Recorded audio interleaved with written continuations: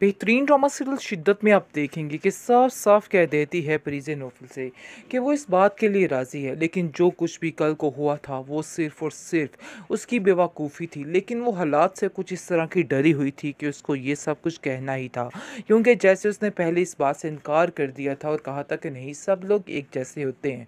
लेकिन वो सुल्तान की उस बातों से डरी हुई थी, और जो कुछ कुछ उसके साथ हुआ वो इस बात से इतनी खौफज़दा थी कि वो किसी पे यकीन नहीं कर सकती थी। लेकिन अब जाकर उसे इन सब बातों का अंदाज़ा हो चुका है और अपने आप को बहुत स्ट्रांग महसूस कर रही है, क्योंकि अब उसके दिल में कोई भी सुल्तान का खौफ, कोई भी डर नहीं है। अब वो जानती है कि ऐसा कुछ भी नहीं होने वाला, सब कुछ ठीक हो जाएगा, क्योंकि नौफल ने उसको तरह तरह की हिम्मत बंधाई है और उसका हमेशा से साथ दिया है। इस चीज़ की वो भी गवाह है और इस चीज़ को बड़े अच्छे तरीके से मानती है।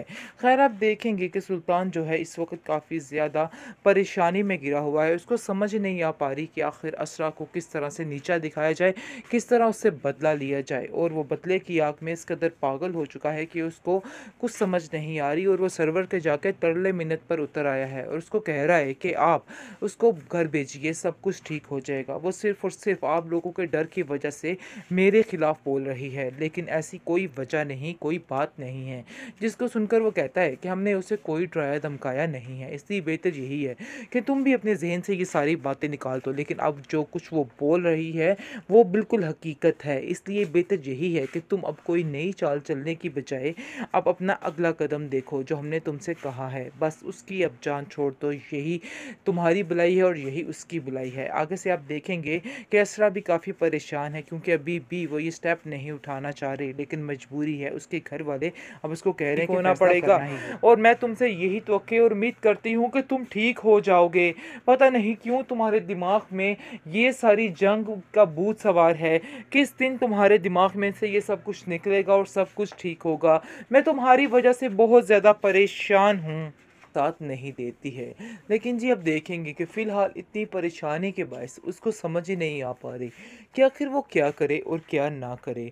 लेकिन सरवत जो है वो अटल हो चुकी है और कह देती है अपनी बेटी से कि पहले मैं भी यही चाहती थी कि तुम्हारा बस घर बस जाए और सारी मुश्किलें, तुम अपनी परेशानियां जो है वो अपने सर पे थोप लो और सब्र कर लो। लेकिन अब मेरा फ़ैसला सरवर ने बदल डाला है, क्योंकि वो अपनी बहन को काफ़ी हौसला दे रहा है और बार बार अपनी माँ को समझाने की कोशिश भी कर रहा है कि आपको बिल्कुल भी परेशान होने की कोई ज़रूरत नहीं है, सब कुछ ठीक हो जाएगा, सारे मामले सुलझ जाएंगे।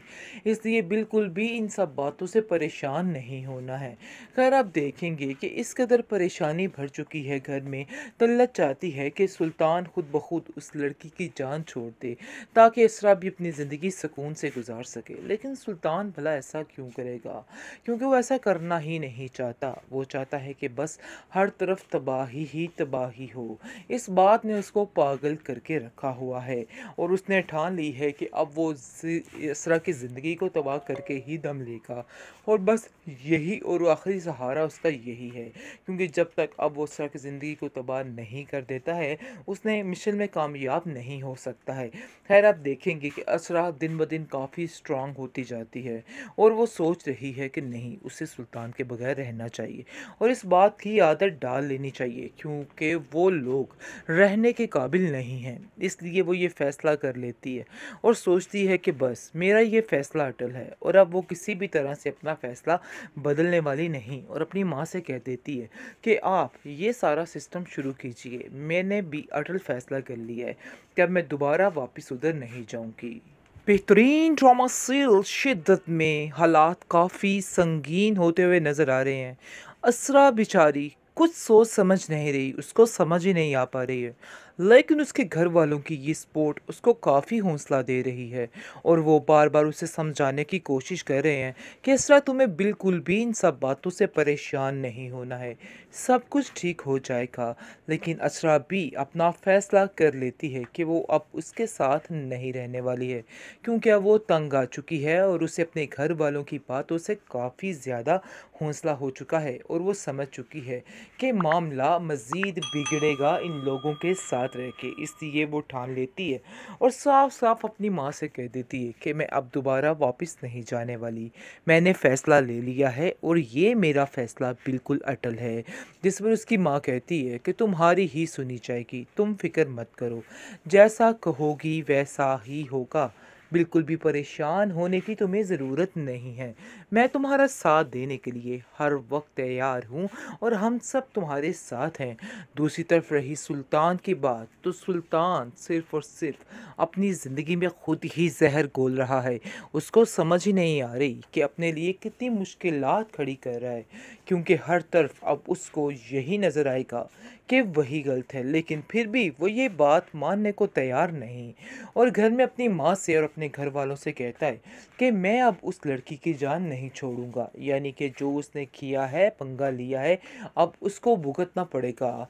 बस ये बात अटल है। लेकिन अब देखेंगे कि तलत उसको समझाने की कोशिश करती है और कहती है कि सुल्तान, इन सब बातों का कोई फ़ायदा नहीं, अपने दिल से सारी मैल निकाल दो और उस लड़की को छोड़ दो ताकि उस लड़की की ज़िंदगी भी सुकून से गुजर सके, क्योंकि वो जानती है कि सुल्तान दिमागी मसले का शिकार है, लेकिन फिर भी उसका साथ देने को तैयार हो जाती है, क्योंकि वो जानती है कि उसके घर में उसके हालात कितने ख़राब हो सकते हैं अगर वो इन लोगों का साथ नहीं देती है। लेकिन जी अब देखेंगे कि फ़िलहाल इतनी परेशानी के बायस उसको समझ ही नहीं आ पा रही कि आखिर वो क्या करे और क्या ना करे।